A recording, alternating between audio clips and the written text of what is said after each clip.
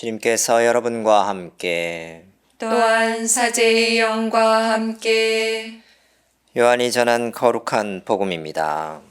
주님 영광 받으소서. 그때 제자들과 함께 식탁에 앉으신 예수님께서는 마음이 산란하시어 드러내놓고 말씀하셨다. 내가 진실로 진실로 너희에게 말한다. 너희 가운데 한 사람이 나를 팔아넘길 것이다.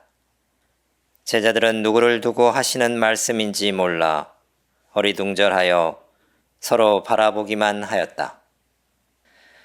제자 가운데 한 사람이 예수님 품에 기대어 앉아 있었는데 그는 예수님께서 사랑하시는 제자였다. 그래서 시몬 베드로가 그에게 고갯짓을 하여 예수님께서 말씀하시는 사람이 누구인지 여쭈어 보게 하였다. 그 제자가 예수님께 더 다가가 주님, 그가 누구입니까? 하고 물었다. 예수님께서는 내가 빵을 적셔서 주는 자가 바로 그 사람이다 하고 대답하셨다. 그리고 빵을 적신 다음 그것을 들어 시몬 이스카리옷의 아들 유다에게 주셨다. 유다가 그 빵을 받자 사탄이 그에게 들어갔다. 그때 예수님께서 유다에게 말씀하셨다. 내가 하려는 일을 어서 하여라. 식탁에 함께 앉아있는 이들은 예수님께서 그에게 왜 그런 말씀을 하셨는지 아무도 몰랐다. 어떤 이들은 유다가 돈주머니를 가지고 있었으므로 예수님께서 그에게 축제에 필요한 것을 사라고 하셨거나 또는 가난한 이들에게 무엇을 주라고 말씀하신 것이려니 생각하였다. 유다는 빵을 받고 바로 밖으로 나갔다. 때는 밤이었다. 유다가 나간 뒤에 예수님께서 말씀하셨다.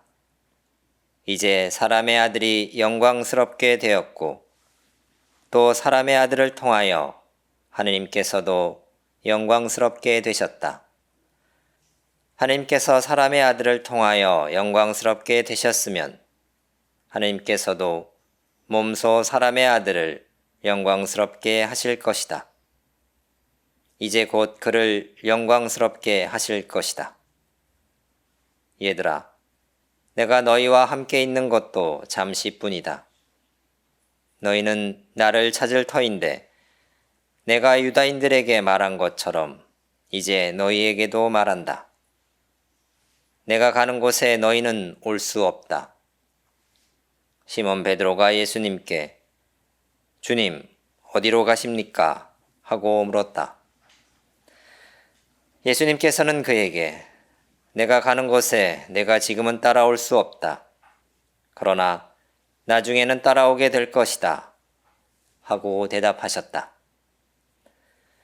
베드로가 다시 주님, 어찌하여 지금은 주님을 따라갈 수 없습니까? 주님을 위해서라면 저는 목숨까지 내놓겠습니다. 하자 예수님께서 대답하셨다. 나를 위하여 목숨을 내놓겠다는 말이냐? 내가 진실로 진실로 너에게 말한다. 닭이 울기 전에 너는 3번이나 나를 모른다고 할 것이다. 주님의 말씀입니다. 그리스도님 찬미합니다. 참 예수님, 참 예수님, 사랑하는 사람과 헤어져야만 하는 상황에 놓인 한 사람이 있습니다. 사랑하기 때문에 헤어져야만 한다는 현실이 가혹합니다. 더 안타까운 것은 상대방은 이 현실을 알지 못한다는 것입니다. 예수님께서 이 상황 속에 계십니다. 베드로를 비롯한 제자들은 예수님의 이 현실, 이 마음을 알지 못합니다. 베드로는 호기롭게 주님, 어디로 가십니까? 주님을 위해서라면 저는 목숨까지 내놓겠습니다. 라고 큰 소리칩니다. 베드로의 이 모습을 예수님께서는 어떤 마음으로 바라보셨을까요? 한편으론 기뻐했을 것 같기도 합니다. 나중에 어떻게 될지 모르지만 지금은 예수님 곁을 지키겠다는 마음이 대견하게 느껴졌을 수도 있겠습니다. 그럼 베드로에게 예수님께서는 당신을 모른다고 할 것이다, 부인할 것이라고 말씀하십니다. 아마 베드로는 속상했을 것입니다. 지금 나는 누구보다도 예수님을 지켜낼 용기가 있다고 자부하고 있는데 예수님께서는 내 마음도 몰라주고 야속한 말씀을 하십니다. 예수님 입장에서는 베드로에게 그런 이야기 하고 싶지 않으셨을 것입니다. 그런데 베드로가 밤사이에 당신을 모른다고 할 것을 아시기에 아쉽고 안타깝고 안쓰럽게 느끼셨습니다. 예수님과 베드로 사이에 오가는 이 미묘한 서로에 대한 애틋한 감정이 정말 감동적입니다. 서로를 깊이 사랑하고 있다고 느낍니다.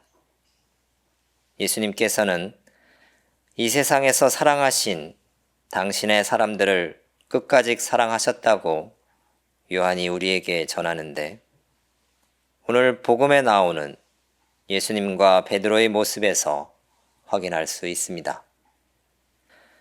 생의 마지막에 온전히 약함을 드러내시는 예수님. 예수님께서는 마음이 산란하시어 그동안 마음속에 감추고 있었던 말씀을 쏟아내십니다. 유다의 배반에 대해 직접적으로 말씀하십니다. 제자들은 그 말씀의 뜻을 알아듣지 못하지만 그래서 다행인지도 모르겠습니다만 예수님께서는 그렇게라도 당신의 산란한 마음, 아픈 마음을 드러내십니다. 유다에게 빵을 건네시며 예수님께서는 어떤 마음이셨을까요? 유다에게 내가 하려는 일을 어서 하여라 라고 하시면서 유다의 눈을 어떻게 바라보셨을까요? 유다가 무엇을 할지 아셨습니다. 그 일이 예수님 당신을 얼마나 고통스럽게 할지 아셨습니다. 그런데도 예수님께서는 유다 앞에서 의연하셨습니다. 담담하셨습니다. 유다는 예수님의 말씀에 그 모습에 당황했을 것 같습니다. 유다 자신은 지금 예수님을 배신하려는 마음으로 어떻게 할지 계획 중인데 예수님께서는 이런 자신의 생각을 전혀 모르시는 듯 나에게 이렇게 빵을 건네시고 있습니다. 유다는 예수님 앞에서 어떤 마음이었을까요? 예수님의 끝까지 사랑하시는 모습을 보면서 예수님을 배신하려는 자신을 어떻게 받아들이고 있을까요? 마음 안에서 어쩌면 갈등하고 있을 유다를 예수님은 어떻게 바라보셨을까요? 예수님께서는 베드로와 유다 그리고 다른 모든 제자들을 말 그대로 끝까지 사랑하셨습니다. 베드로와 유다가 어떤 마음으로 예수님을 마주하는지와 상관없이 예수님께서는 이들 모두를 당신께서 해오셨던 대로 사랑하셨습니다. 베드로와 유다를 나누지 않고 똑같이 아끼고 안쓰럽게 여기고 사랑하셨습니다. 예수님께서는 베드로와 유다를 구분하지 않으셨습니다. 사랑은 구분하는 것이 아니라 끌어안는 것임을 보여주십니다. 누가 무엇이 옳다는 생각을 내려놓고 누가 무엇을 어떻게 하느냐보다 우선 그 한 사람을 소중하고 아름답게 생각하고 사랑할 수 있다는 것을 예수님께서 우리에게 가르쳐 주십니다. 내가 어떤 상황이든 상대가 어떤 상황이든 우리는 사랑할 수 있습니다.